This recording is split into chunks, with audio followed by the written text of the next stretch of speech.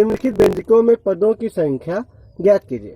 Question number first, 13x तो कितने पद है? एक पद है। कितने पद है? एक पद, यानी यहाँ पर लिख देंगे एक पद। इसमें देखते हैं क्वेश्चन नंबर सेकेंड में कितने पद है? x प्लस वाई यानी दो पद अलग अलग हो गए। एक ये तो इधर x और दूसरा इधर y, बीच में प्लस का निशान लगा यानी एक पद ये और एक पद ये, यानी कितने पद हो गए? दो पद। क्वेश्चन नंबर थर्ड देखते हैं कितने पद है? एक और ये दो और ये तीन, यानी कितने पद है? तीन। क्वेश्चन नंबर चार में एक पद ये और दूसरा पद ये, यानी कितने पद है यहाँ पर?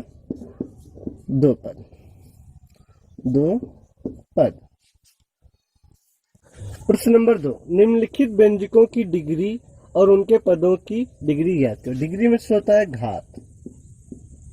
अब देखते हैं पहला क्वेश्चन है x² + 2y + 3।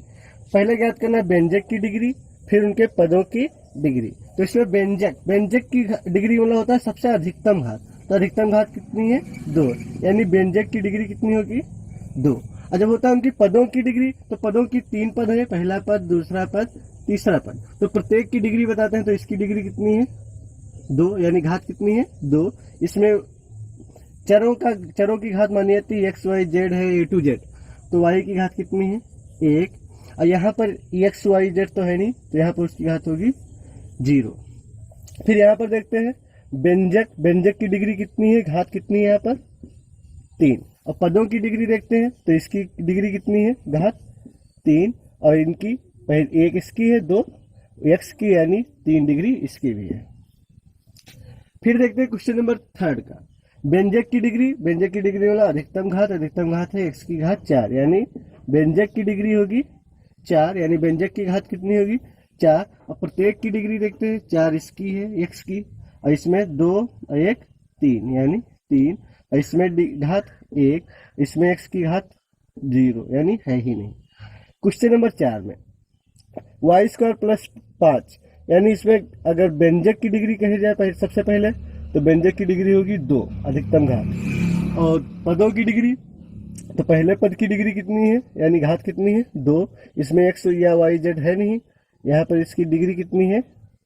0। प्रश्न नंबर 3, निम्नांकित में सत्य कथन बताइए। 5x² y z द्विपद व्यंजक है? नहीं, ये एक पदी व्यंजक है। कितने पद हैं इसमें? एक। द्विपद नहीं है, अतः कथन क्या है? असत्य। Question number second, x² - 8x + 10 द्विपद व्यंजक है? दो पदी है? नहीं, ये 3 पदी। इसमें कितने पद हैं? 3, यानी ये भी कथन असत्य। Question number third, 2x² 7x दो पदी व्यंजक है? सही है, क्योंकि इसमें 2 पद हैं, एक पद यहाँ, एक पद यहाँ। कथन क्या है? सत्य। x² + bx - c द्विपद व्यंजक है? गलत। 1 2 3 3 पदी व्यंजक है, यानी कथन क्या है? असत्य। प्रश्न नंबर 4, निम्नांकित में एक पदी, दो पदी एवं त्रिपदी छाटिए। Question number first, 3xy + 7। देखते हैं इसमें कितने पद हैं? एक ये और एक ये, यानी ये कुछ पद कैसा है? द्विपदी।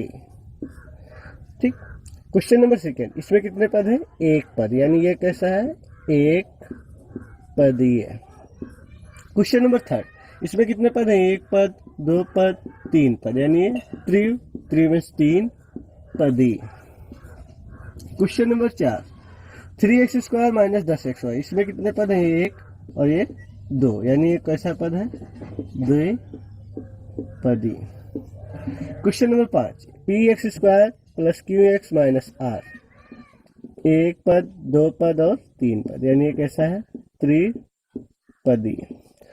प्रश्न नंबर 5, x² - y - 7xy + 10 पदों की दृष्टि से कैसा व्यंजक है?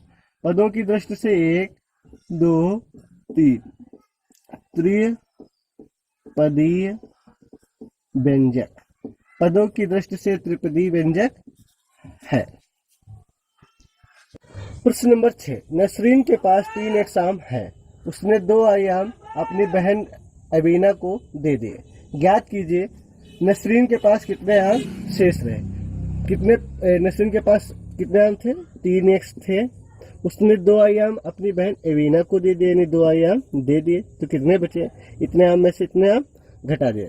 तो यानी शेष सम कितने बचे, 3x में से 2i घटा देंगे, आंसर बस इतना ही होगा, क्योंकि सजाती पद तो है नहीं जो घट जाएगा। फिर question number second, point number second, शेष आमों की संख्या में कितने पद हैं। ये जो शेष आम है इसमें कितने पद हैं, 1 और 2, यानी कितने पद हैं, 2 पद। क्वेश्चन नंबर थर्ड, पदों की संख्या की दृष्टि से इसे किस प्रकार का व्यंजक कहेंगे।